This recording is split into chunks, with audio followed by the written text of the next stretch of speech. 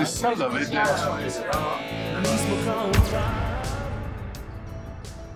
D'accord, oui, très bien, très bonne idée. Très bonne idée. Et surtout que ce soir, vous participez à la première projection au cinéma du café.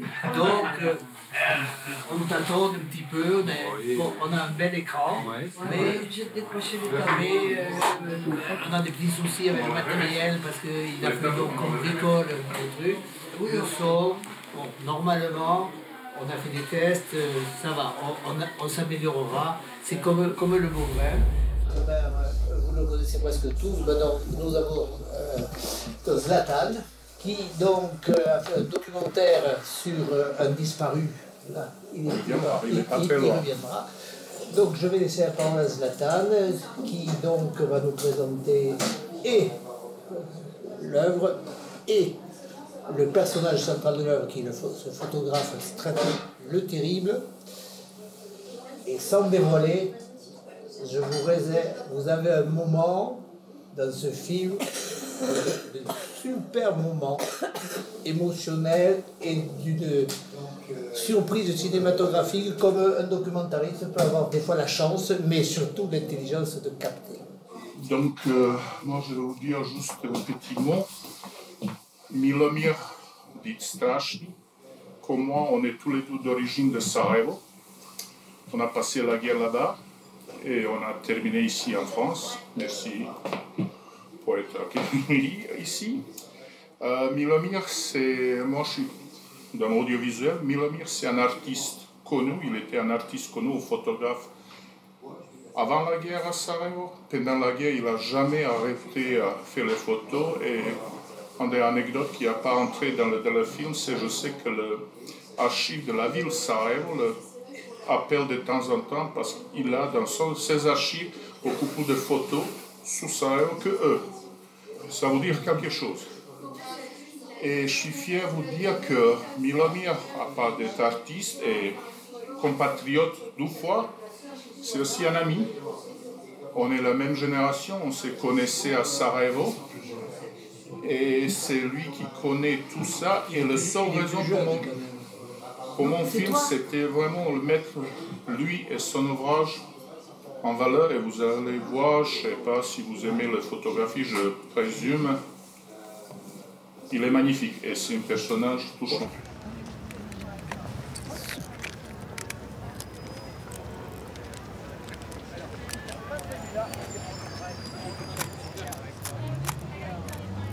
J'ai connu Strašni à Sarajevo, notre chère ville natale, bien avant la guerre de 1992, alors qu'il était déjà un artiste photographe reconnu. Comme on le disait à l'époque, si Strašni n'a pas photographié ça, alors ça n'a jamais existé. Quelques années après la guerre, nous nous retrouvons, mais à Paris, où on s'est exilés tous les deux.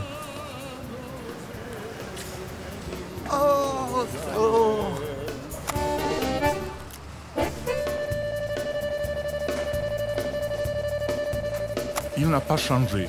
Son sourire, hésitant et doux à la fois, est toujours là. Et toujours avec son inséparable vieux Nikon. Ça fait 20 ans qu'il s'est installé à Paris, mais Sarajevo n'a jamais quitté son esprit.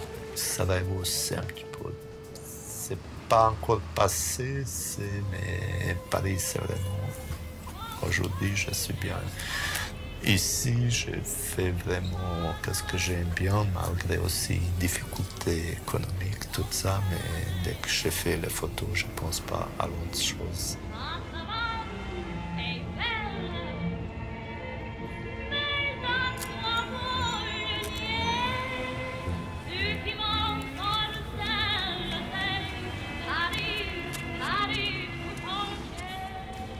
Tu as fait une exposition sur le Petit Bistrot de Paris. Comment expliques-tu ce choix? C'est pas, disons, un choix exprès, mais c'est plutôt quelque chose de naturel, parce que c'est vraiment la tradition de Paris, le Petit Bistrot, avec une âme spécifique de chaque petit bistrot. Comme ça, tu peux raconter à Paris les gens, surtout pour les gens qui viennent comme nous, un petit peu immigrés ou qui ne connaissent pas vraiment les gens. C'est comptoir, c'est vraiment le lieu idéal pour raconter, pour discuter avec les gens, tout ça. Suite après que je suis venu ici, que j'ai fait le même choix comme à Sarajevo. Au début, on a appelé ça chez Mario, et pour beaucoup de monde, ça restait chez Mario. Et c'est Mario, c'est lui qui m'a invité, première fois, qui m'a dit viens, tu peux faire qu'est-ce que tu veux, tu peux faire des expos, photographier. Les premiers 6 mois, j'ai observé les gens, on est devenus les amis, maintenant on est des vrais amis. Souvent, il y avait des concerts dans Trou, il y avait des expos, il y avait des soirées, dîners. C'est vraiment Paris pour moi. J'aime bien Paris, je suis devenu un vrai Parisien. J'ai fait les mêmes choses à Paris qu'à Sarajevo, même dans la quartier là-bas, Paris 3, où j'ai beaucoup d'amis. On me considère comme quelqu'un vraiment de quartier. Ça bouge à Paris dans tous les sens, ça dépend qu'est-ce que tu aimes bien, ou sans argent, ou avec l'argent, tu peux toujours trouver quelque chose.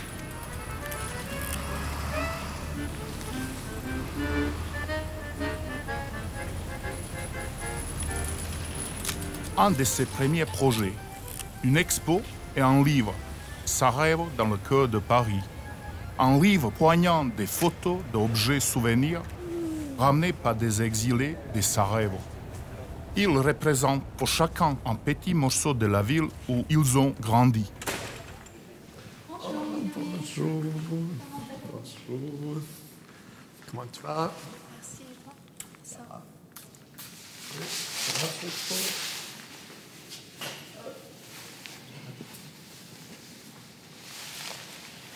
as fait des bonnes photographies récemment? Oh oui.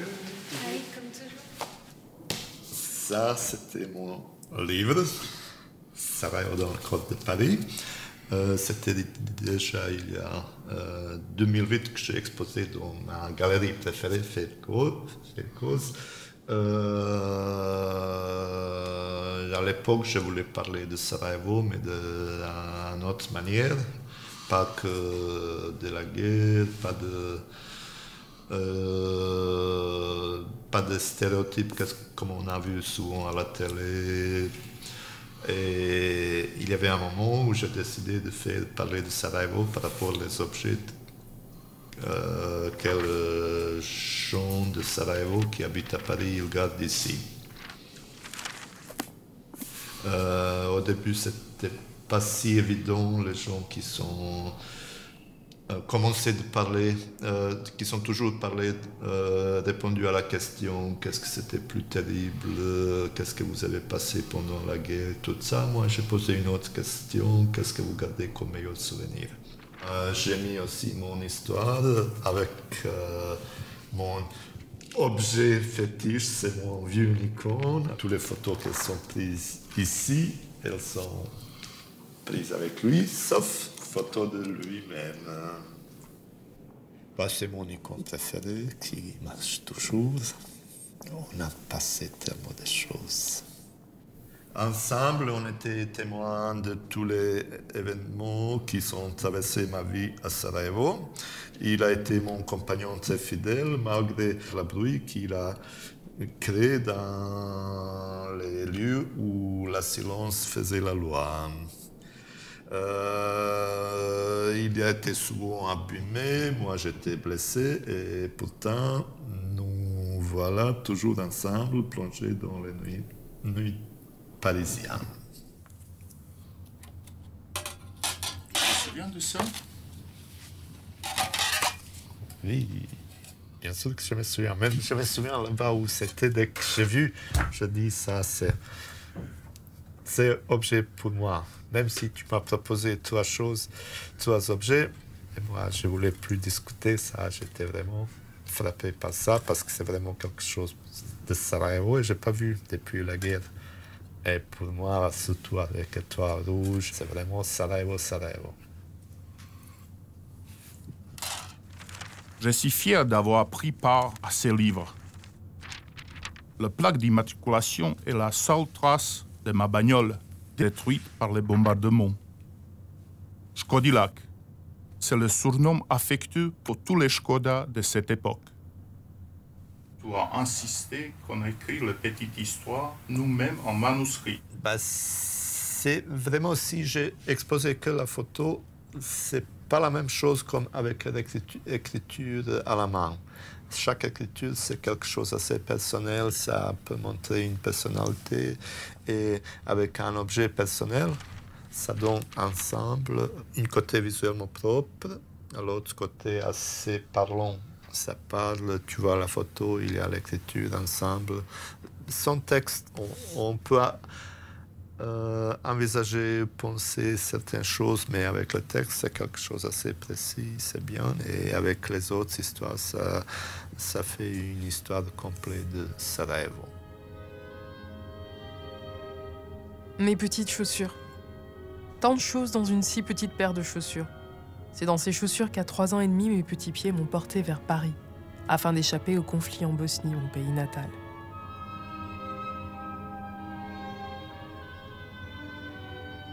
Descendre une pizza. Et c'était pour moi aussi quelque chose de touchant. Et comme ça, j'ai choisi ça. Vue de ma chambre. C'est la vue de ma chambre à Sarajevo. Ce que je voyais tous les jours pendant les 24 premières années de ma vie.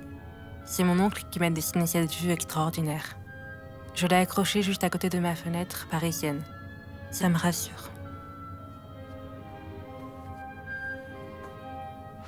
Après, il y avait une autre histoire, c'est avec cette miroir, c'est l'histoire de Mérida. Dès que j'ai vu une miroir qui a resté intact dans les ruines, avec toute cette histoire, avec vraiment comment elle a écrit son texte, c'était magnifique. Miroir. Dans les ruines de notre appartement, j'ai récupéré ce miroir. Il garde tout ce qu'il a vu. La musique rock était une de nos soupapes. Et bien sûr, Strachny, il était toujours là. J'étais vraiment quelqu'un qui a visité tous les concerts à l'époque avec mon appareil. Et je photographiais un petit peu sur la scène, les musiciens et aussi derrière.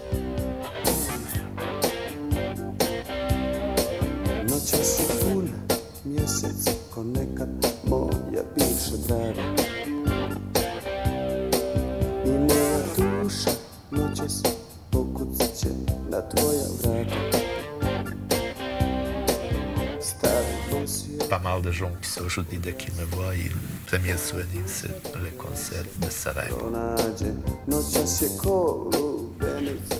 Ça, c'était notre star et compatriote.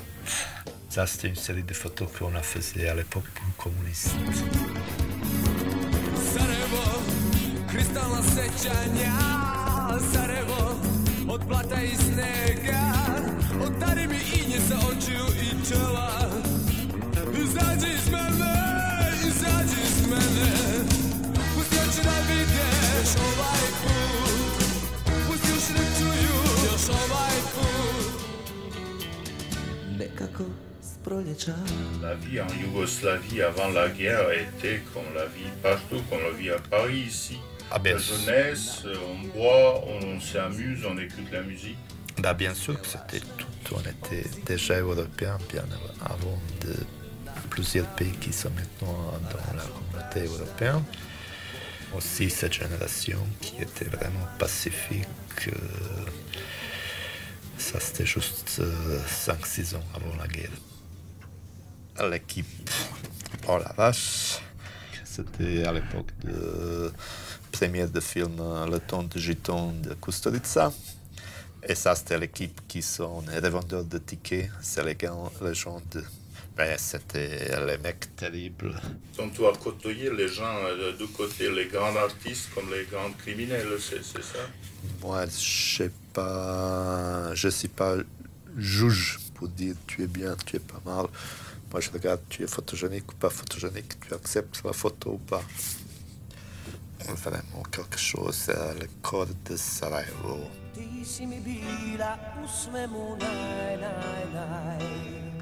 C'est une autre légende. Elvis de Sarajevo. Oh, ça c'était déjà il y a 30 ans. Ça c'était une photo de Ben Pacha. Comme on était comme ça, on a se baigné ici. C'est pas Paris-Plage, mais c'était vrai. Et bien sûr, il y a toujours mon ami Christian. C'est mon modèle préféré. Première expo, je faisais avec lui, j'ai accroché les photos derrière lui. Comme c'était dans la rue Tito-Vas, il y avait tellement de passages, tellement de gens qui sont vus l'expo, c'était magnifique. Et pour moi, vraiment, ça m'a permis de connaître la force de la photo. Mais le paysage de notre société commençait à changer. Et les photos de Strašný le reflètent si bien.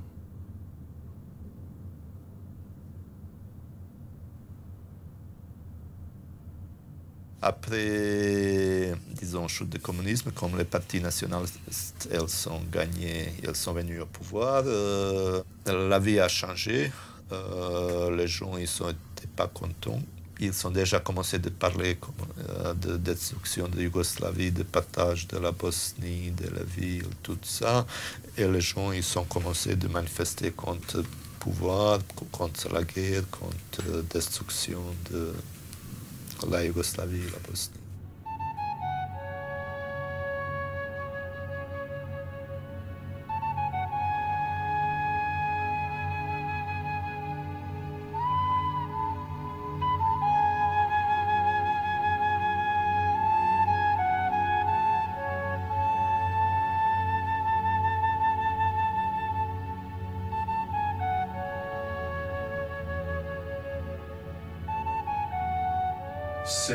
Cette photo est vraiment exceptionnelle, surtout le visage de monsieur qui est en plein milieu. C'est ça qui t'a attiré, parce que ça, pour moi, ça c'est la signature de Strašný. Le visage comme ça, en moment, c'est pas posé, c'est pas volé, c'est le moment.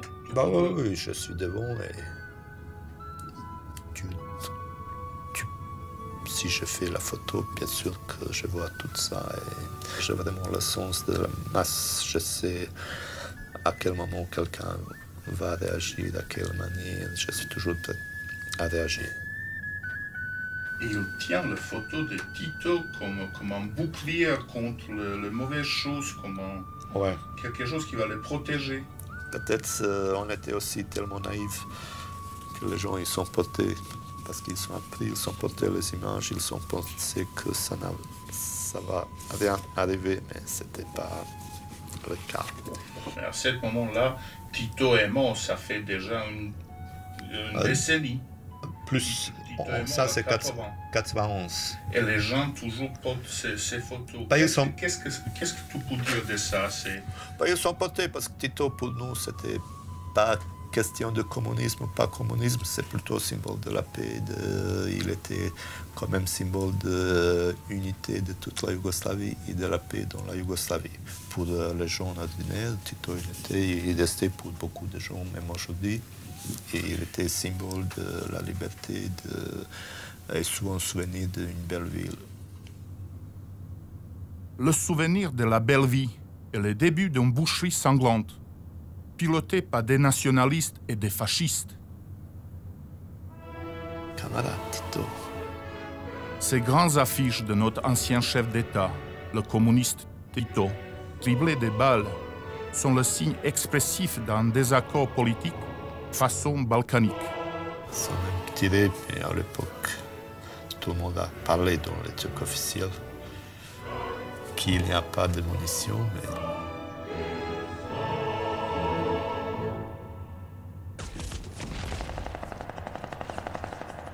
le 2 mai 1992 commence le siège le plus long du XXe siècle. Ce panorama si paisible allait se transformer en une cible sans défense.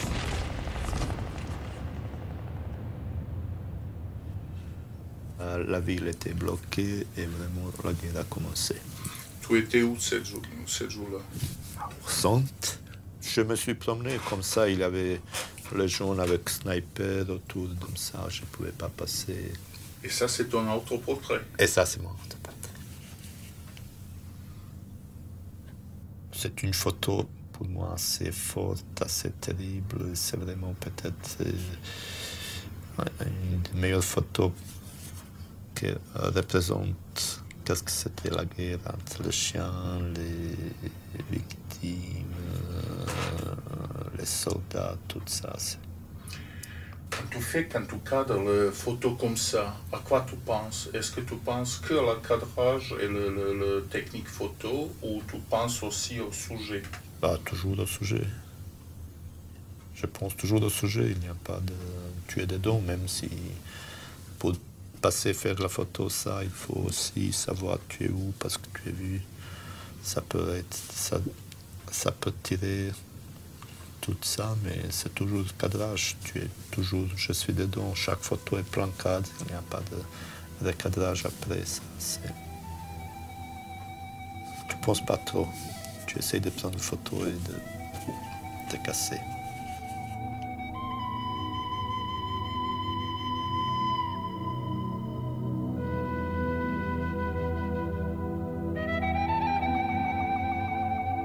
Durant les 44 mois de siège, il y a eu plus de 11 000 morts, dont 1200 enfants.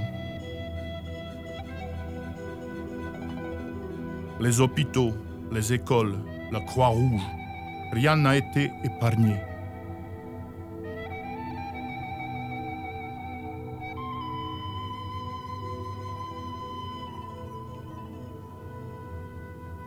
Ça, la vie était dure, et les gens, pour trouver des bois, tout ça, ils sont allés chercher un petit peu partout, et ça, c'était au cimetière.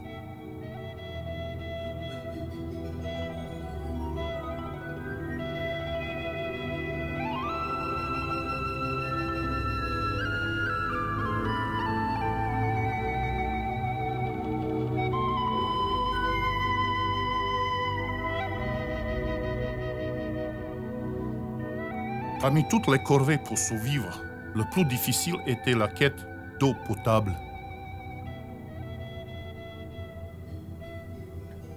On ne voit pas le visage de femme, mais on voit que l'effort est maximal. Oui, parce qu'il faut monter. Ça, c'était le quotidien de tout le monde. Le haut était coupé. Il fallait chercher. Tu l'as fait aussi? Oui, je faisais chaque jour pour développer les photos et le film. Et c'est surtout pour développer la photographie? Pas pour développer. Pas pour boire, pas pour cuisiner? On n'a pas grand-chose à cuisiner. On n'a eu pas grand-chose à cuisiner. C'est 5 litres pour se baigner. C'était la norme. Et pour développer, c'est à peu près 5 litres pour une tournée de film. Souvent, j'ai utilisé les images comme ça, c'est un petit peu pour parler autrement de la guerre, pour ne pas faire les photos banales. On était dans l'autre planète à cette époque, on a vraiment eu une autre sensibilité. C'est vraiment la photo j'ai pris après quelques moments, ça a tombé. Et il tient juste pour un truc métallique, mais après ça a tombé. Ça, c'est une photo que j'aime bien. Ils se sont dit, si je ne peux pas sortir, mais je peux faire un dessin. Comme ça, j'ai l'air d'être dehors.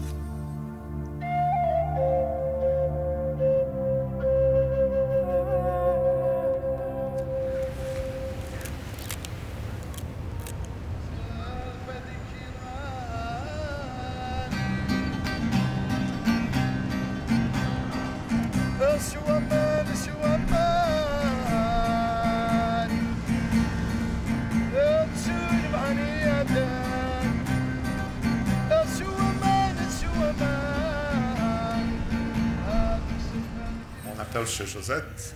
Normalement, ça s'appelle le Bougnat. Et on est là. Et on est là. Chaque bar a quelque chose de spécifique. C'est aussi un tout petit bar, pas de musique, c'est que les gens de quartier qui viennent, on se sentait un petit peu comme chez nous. Et comme ça, déjà 5-6 ans que je passe presque chaque soirée ici. Après, j'ai décidé aussi de continuer à faire des photos ici, mais j'ai été obligé un petit peu de changer, c'était pas la même ambiance. J'ai décidé que les photos ici soient le même cadre, le même lieu, avec les rideaux, comme ça, avec les reflets de l'ambiance, tout le monde pose toujours au milieu, c'est toujours avec soit un verre ou quelque chose.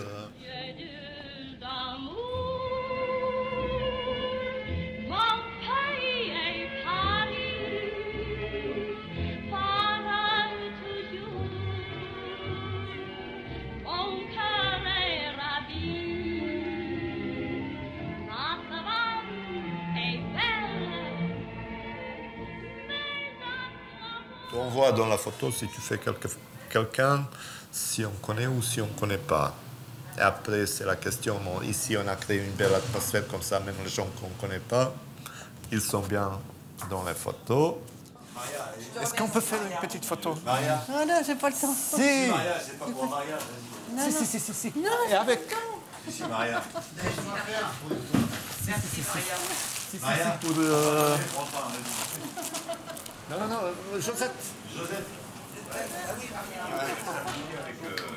Parfait.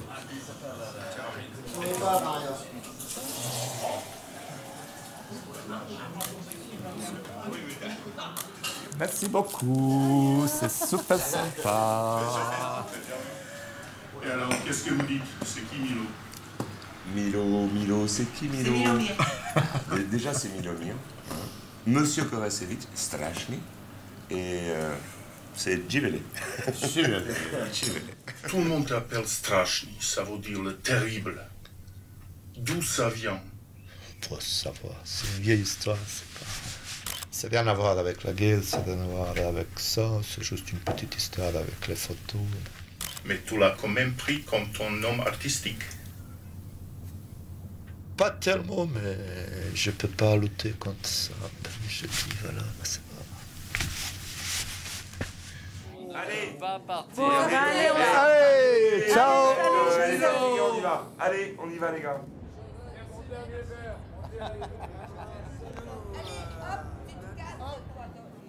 C'est fini, tournage.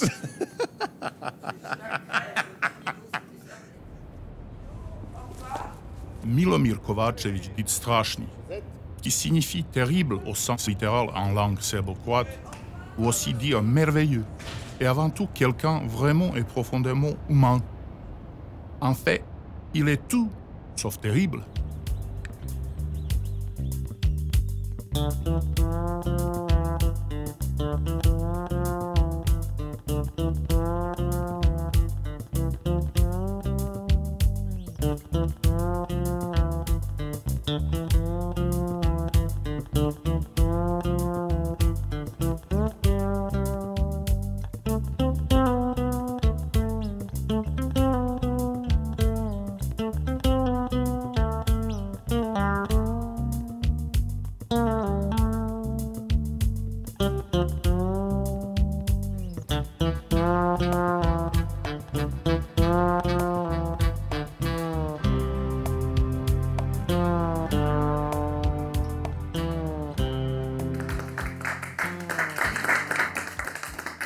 Je profite pour présenter l'artiste vedette terrible.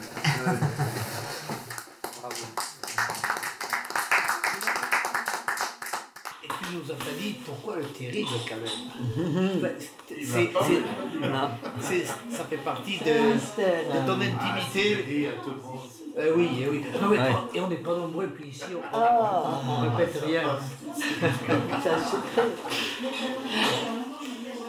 Il faut juste dire que Strašni n'a pas d'être très reconnu dans notre ville natale, Sarajevo, et dans notre pays d'origine, Bosnie-Herzégovine. Il est reconnu ici en France, c'est quoi, médaillé de...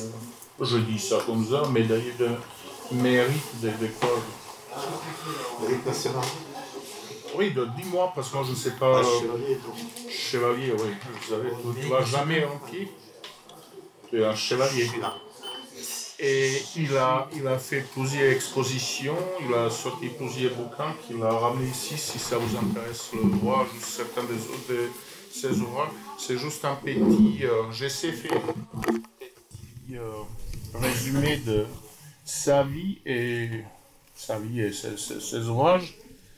Mais vous pouvez comprendre aussi qu'on partage beaucoup de pensées, surtout sur les choses qui sont passées chez nous. Et donc, je parlais de lui, mais aussi j'essaie de dire quelque chose de moi aussi, mais je sais que... De ta voiture. Dans ma voiture, oui, c'est ça. Mais mon but principal, c'est vraiment mettre lui en valeur et je suis content quand il m'a pas dit que c'était dégueulasse et qu'il vous parle de regarder. Donc ça c'est principal. Il est très secret. Il ne dit pas qu'il est terrible, il ne dit pas que c'est dégueulasse. Mais est-ce que quand même, comment tu vis le film? Comment tu le ressens maintenant? Ça va. Je le teste souvent, assez souvent filmé, mais... Non, il faut dire que Strachny, c'est vraiment, il s'est donné complètement en joue. Il a son surnom, c'est chaque artiste doit avoir quelque chose pour lui-même, mais il a partagé avec nous, avec moi d'abord, avec la caméra et avec nous, il a partagé. Il n'a pas caché qu'est-ce qu'il pense et il nous a donné un petit insight pour dire, je ne sais pas comment on dit ça en français. Une partie de lui-même. Oui, de lui-même et de son procédé. Ça, c'est le seul photographe, si vous regardez, si vous feuilletez un petit peu le premier bouquin dont on parle, qui est capable à faire le portrait des objets. Je n'ai jamais vu quelqu'un qui est capable de donner la vie d'un objet mort, et c'est un vrai portrait. Et il est doué. Il faut continuer. Il n'y a pas que moi qui peux poser des questions, mais j'en ai une. J'aimerais que vous me racontiez tous les deux ce qui s'est passé, comment ça s'est passé, ce bel instant que je vous ai annoncé, cinématographique, parce que tu étais présent avec une caméra. Ce jour-là, il y a une dame qui est arrivée, il y a une miche de pain, et qu'est-ce qui s'est passé dans ta tête, et qu'est-ce qui s'est passé dans la tienne, parce que on a vu tout un tas d'autres photos, et là, celle-là, on l'a vu se fabriquer.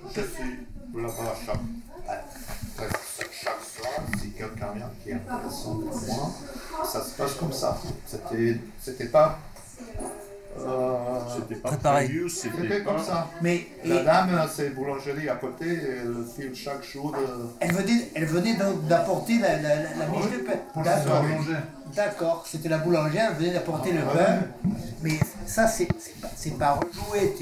Tu as chopé l'instant. Moi, j'étais derrière le caméra et je me suis dit, mais qu'est-ce que je suis chanceux! Qu'est-ce que je suis chanceux! Il y avait un micro sous lit, il y avait... On était là, oui. C'est vraiment l'essence de film documentaire, avoir la chance... Moi, je rate pas la photo que je dois faire. Il y a 1000 personnes là-bas, moi j'ai des prises escapables. Tu écartes tout le monde. C'est ça qui est peut-être pas trop visible, mais cette grande différence entre Strachny. 500 personnes qui sont photographiées. 500 portraits. 500 portraits dans le café, tu as fait avec ce même cadrage, etc. Ah ouais. On peut voir quelque part. J'ai pas fini. Julien, tout à l'heure je faisais une photo. Tu t'arrêtes à 1000 photos et après... Ça dépend, ça commence un peu de... J'ai déjà photographié tout le monde. Il y a moins de clients, c'est toujours les mêmes. Oui. Ça marche toujours comme ça. C'est chouette parce que tu as l'éclairage immédiat, tu as le cadrage, tout l'éclairage il est prêt, il n'y a pas besoin de mettre une mandarine supplémentaire. Le café avant, c'était la folie. Et comme ça, les photos sont... Et ici, Josette est carré, et les photos sont carrées. Toujours. Mais les choses ne se passent pas toujours comme prévu. Le livre qu'on a montré, en fait, c'est le produit d'une exposition. C'était pas prévu, le livre n'était pas prévu au début, n'est-ce pas? Ah, on a fait cette exposition. Oui, mais et donc c'était dans cette galerie d'exposition et il a pensé qu'il y aura combien? Il y aura cinquantaine de photos et finalement il y avait le double vernissage parce qu'il n'y avait pas assez de murs dans le...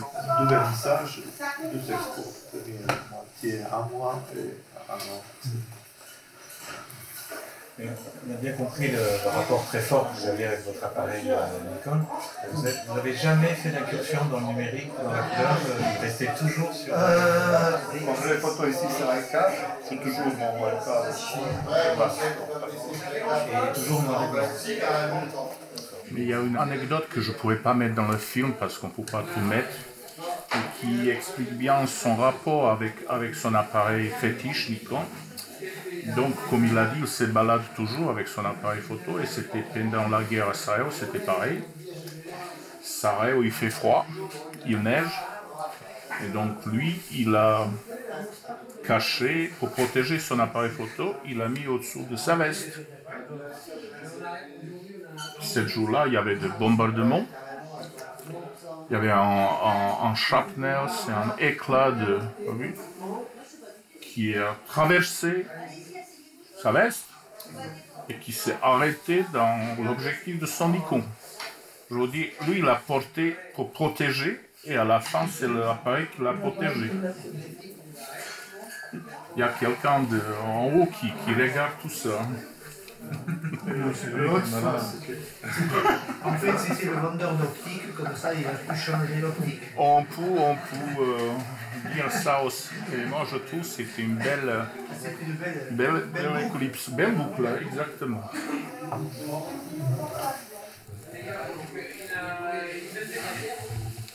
Bon, merci pour être venu.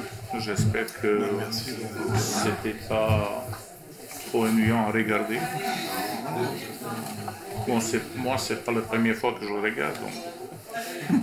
Mais je travaillais beaucoup sur ça, mais je suis content qu'on réussi à présenter quelqu'un qui mérite d'être présenté.